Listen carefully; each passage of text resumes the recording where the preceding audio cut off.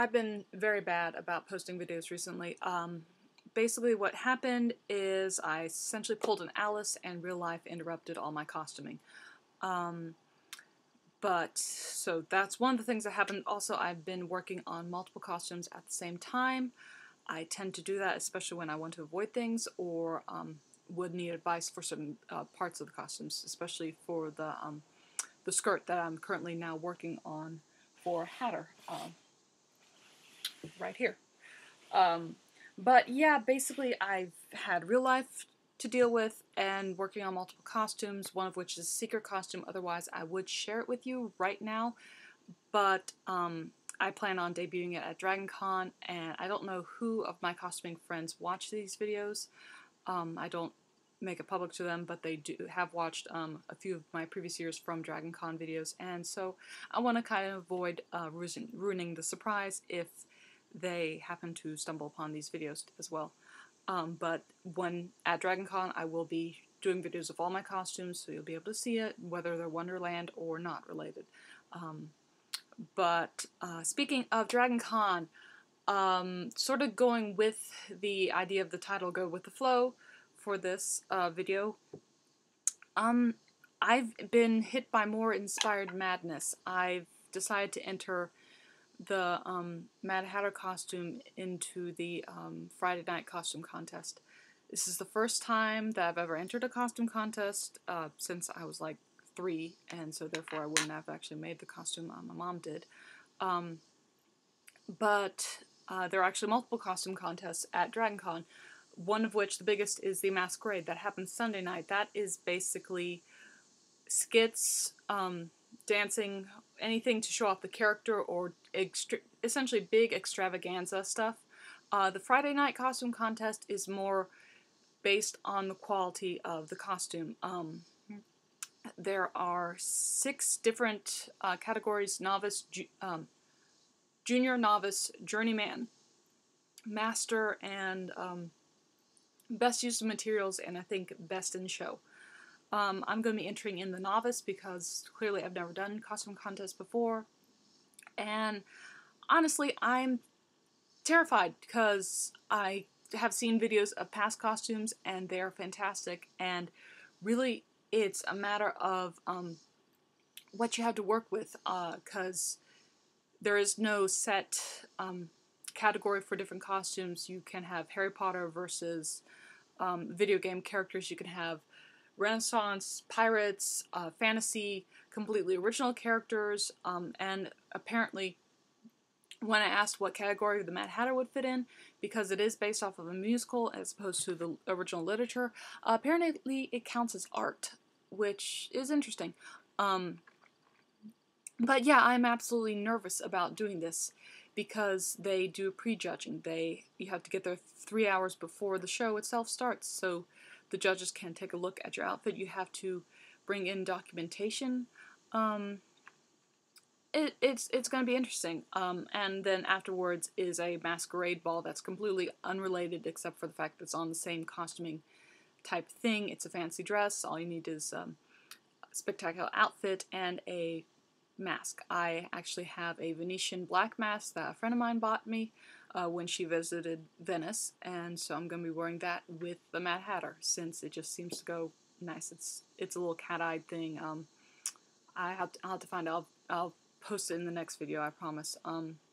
Also, it seems odd that apparently Wonderland is following me around. As I mentioned in one of my posts on the Facebook page, Jefferson Starship is going to be there at the at DragonCon, which, if you aren't familiar with Jefferson Starship, you might be familiar with the original name, well, the name of the group is based off of, which is Jefferson Airplane, which came up with White Rabbit, which is mentioned in the show. They have that. Apparently, there's also a 2-person band called the Mad Tea Party that is going to be at the show at DragonCon. So it'll be very interesting to just see if I can get pictures with them as the Mad Hatter or whatever. And anyway, since this is just sort of an update, a mishmash of stuff for this video,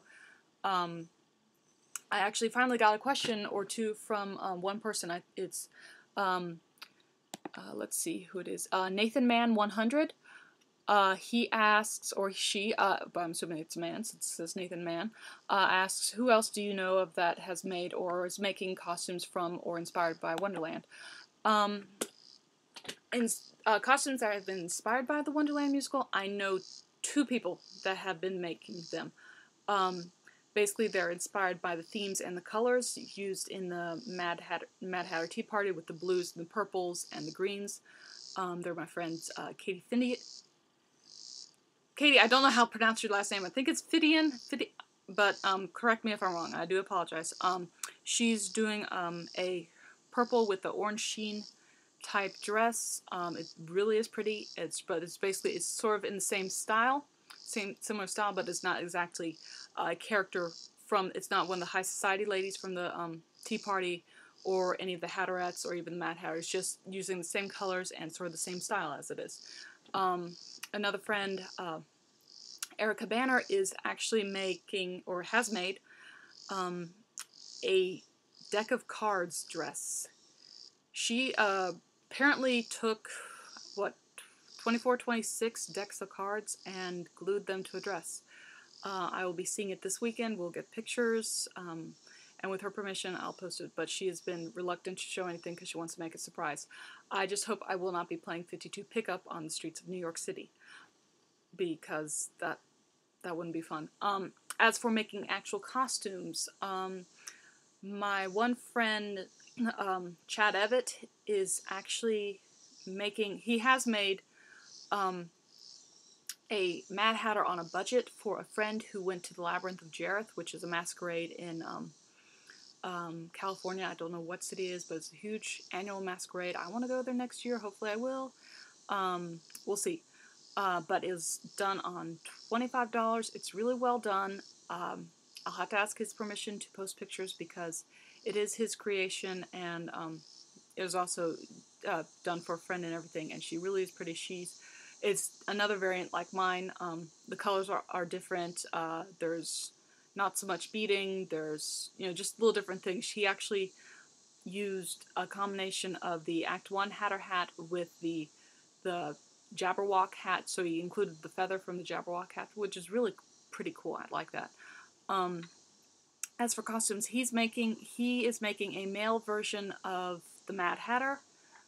As far as I know, he's wanting to do the Jabberwock one, but I think the male version is a combination of the Jabberwock Hatter costume and the Tea Party one. I also know he's planning to make a Morris costume for me for next year when hopefully he'll come to DragonCon with me. I will kidnap you if you don't come. So, you better come. So yeah, he'll be doing that. He did talk about wanting to make a White Knight outfit from Wonderland. I'm not sure if that'll happen, but we'll have to see. As for myself, I can't remember. I don't watch my videos because I don't like seeing myself on videos. So I'm not sure if I mentioned this. I do plan on doing the Red Queen Hatter, a female version of Morris. I would love to do the Ladies in Waiting.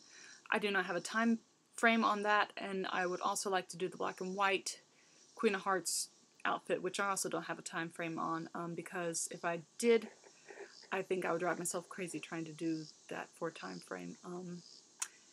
And we'll have to see. I would love to do the colored version of the Queen of Hearts, the one she wears in Act 2, but we'll have to see about that because my brain is convincing me that it's simpler, but my brain also often lies to me, which I'll get to in the next video because I'm going to actually make 3 videos this time. But yes, I think that's it for this video. So my next video will actually be finally talking about the fabrics, and then the 3rd video will probably be talking about props and little idiosyncrasies that I have for the costume and everything. So that's it for now. See you next video. Bye, guys.